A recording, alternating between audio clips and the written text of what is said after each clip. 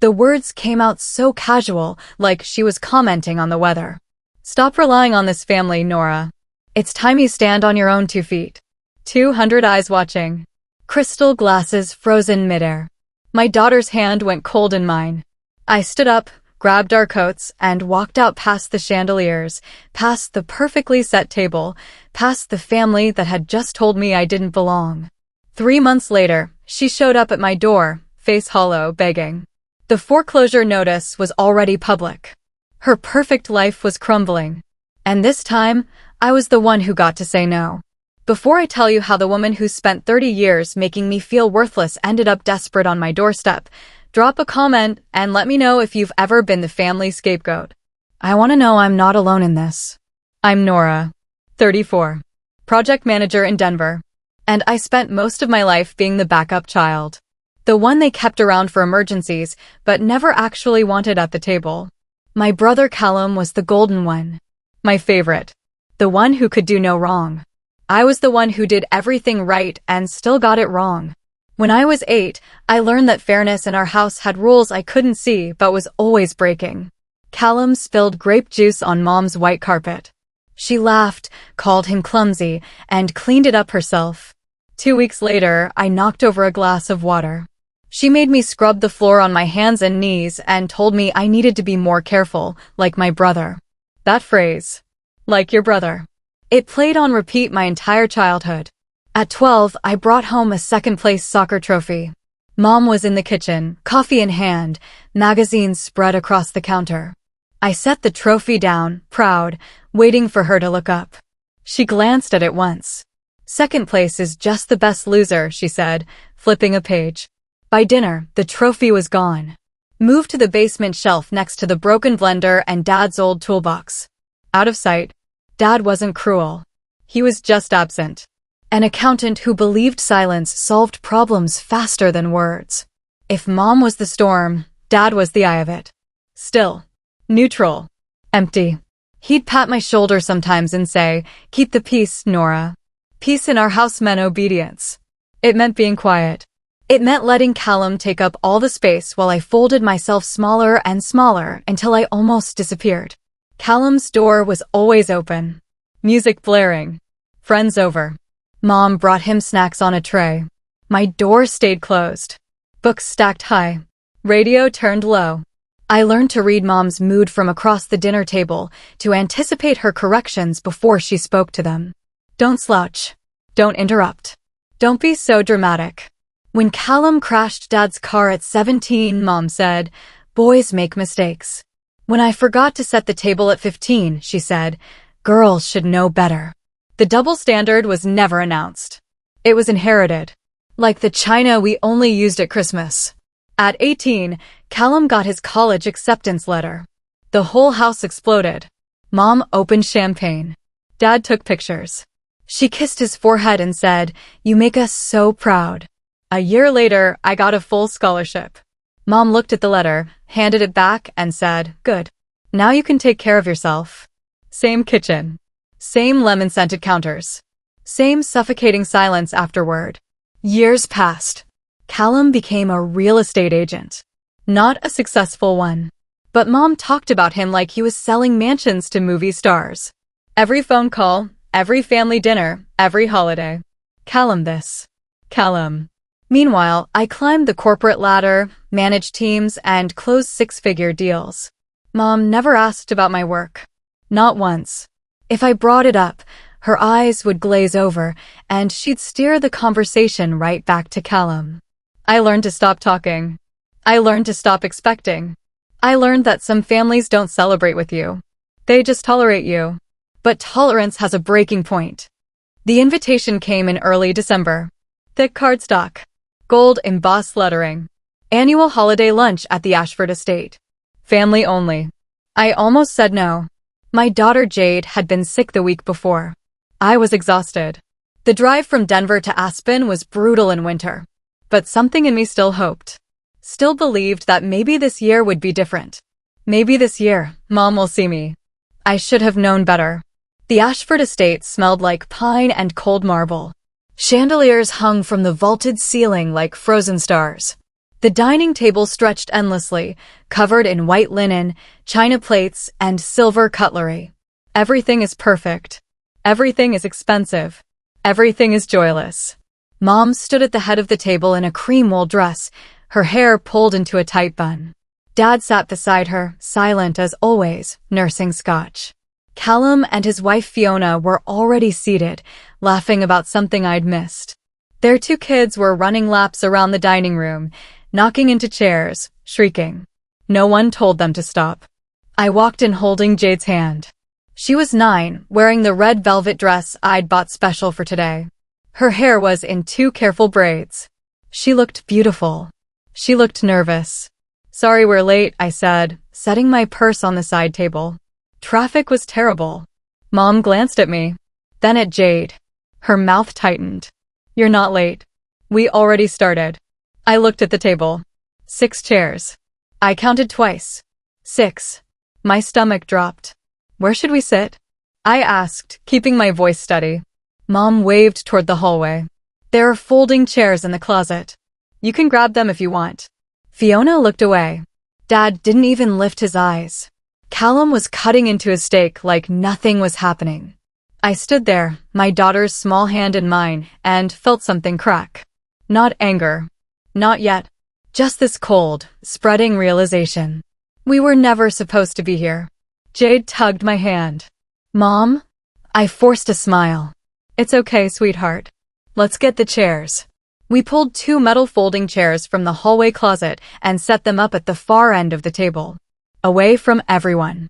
Jade sat down carefully, smoothing her dress over her knees.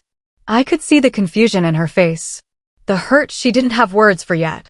The meal was torture. Callum talked about closing some lakefront deals. Mom gushed like he'd just brokered world peace. Fiona talked about their upcoming trip to Cabo. Mom asked 100 follow-up questions, leaning in, laughing, and invested. Their kids screamed and knocked over a water glass. Mom called them spirited. Jade sat beside me, barely touching her food. Her fork moved slowly. Her eyes stayed down. Then dessert came. A massive chocolate cake with gold leaf dusted on top. Mom cut thick, generous slices for everyone. When she got to Jade, she paused. "Does she even like chocolate?" Mom asked. Not to Jade. To me. "Yes," I said quietly. "She loves it." Mom cut a sliver. Barely 2 bites. She set it in front of Jade without looking at her. Jade stared at the plate, then at the enormous slice Callum's daughter had. Her lip trembled. I put my hand on her knee under the table. "It's okay, baby." But it wasn't okay. After dessert, Mom stood and tapped her glass with a knife. The room went silent. Even the kids stopped running. "Before we finish," Mom said, "I'd like to say something." Her eyes swept the table, landed on me last. This family works because we all contribute. We all pull our weight. We don't rely on each other for handouts or expect things we haven't earned. My chest tightened. Some of us, Mom continued, her gaze locked on mine, seem to think that just because we're family, we're entitled to support. But that's not how the real world works. Callum smirked. Fiona studied her lap. Dad said nothing. "So, Nora," Mom said, her voice sharp and clear. "I think it's time you stop relying on this family and start standing on your own 2 feet." The silence that followed felt like drowning. Jade's hand tightened around mine. "I don't rely on this family," I said quietly. Mom laughed. Cold and bitter. "You're sitting at this table, aren't you? Eating our food. Using our space. That's reliance, Nora." Something inside me snapped. I stood up. "Come on, Jade." Jade scrambled out of her chair, clutching her stuffed bear. "Where are you going?" Mom asked, almost amused. "We're leaving." "Leaving?" She tilted her head. "You just got here. You told me to stop relying on the family," I said. "So I am. We're done." I grabbed Jade's coat and helped her into it. My hands were shaking, but my voice stayed steady. "Nora," Dad said finally, his voice low. "Don't be dramatic." I looked at him. Really looked at him. And I saw it clearly for the first time. His silence wasn't neutral. It was complicated. "I'm not being dramatic," I said. "I'm being smart." I opened the door. Cold air rushed in. Jade and I walked out into the snow, past the wreaths, past the twinkling lights, past Callum's car parked like a trophy in the driveway. Behind us, I heard a chair scrape. Then nothing. No one followed. No one called my name. We got in the car. I started the engine. Jade was crying softly in the back seat. "Did I do something wrong, Mom?" she whispered. I looked at her in the rearview mirror. Her small, scared face. "No, baby," I said. "You didn't do anything wrong." But I had. I'd brought her into that house hoping they'd love her the way they never loved me. I was wrong. The drive home was silent except for Jade's soft breathing as she fell asleep. By the time we reached Denver, it was dark.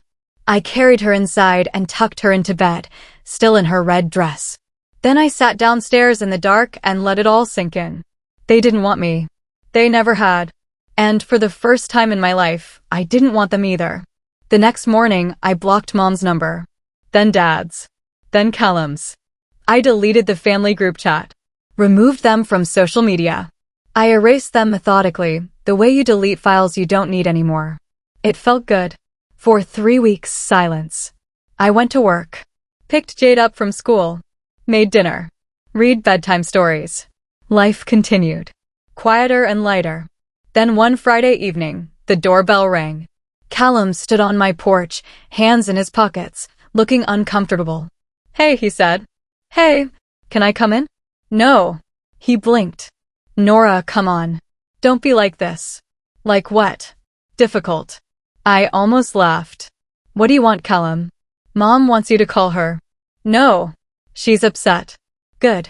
His face hardened. "Look, the lunch was awkward, but you can't just cut everyone off. We're family." "Family," I repeated. "The same family that made my daughter sit on a folding chair while your kids got the head of the table. The same family that gave her a sliver of cake.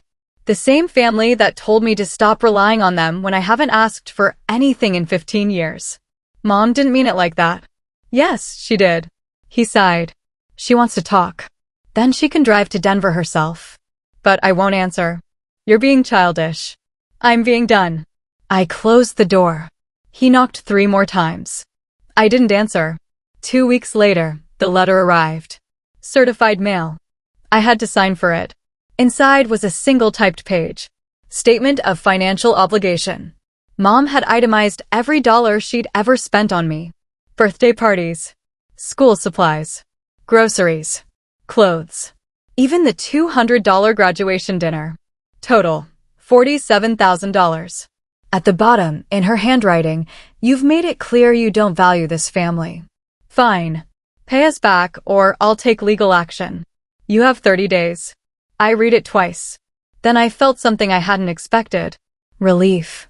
Because now I had permission to stop pretending. I called my lawyer, Nina Reyes, who'd handled my divorce 2 years earlier. "Nora," she said after I explained. "This is absurd. She can't sue you for raising you. That's not how parental obligation works." "I know. But I want to be ready if she tries." "Do you want to countersue?" I thought about it. Thought about Jade. The folding chair. The years of cruelty disguised as love. "No," I said. "I just want her to stop." "Understood. I'll draft a response. We'll make it clear her claims have no legal standing and any further contact will be considered harassment." The letter went out 3 days later. Mom's response came fast. A flood of texts from Callum's phone. "You're making a huge mistake." "Mom is devastated. This is going to destroy the family."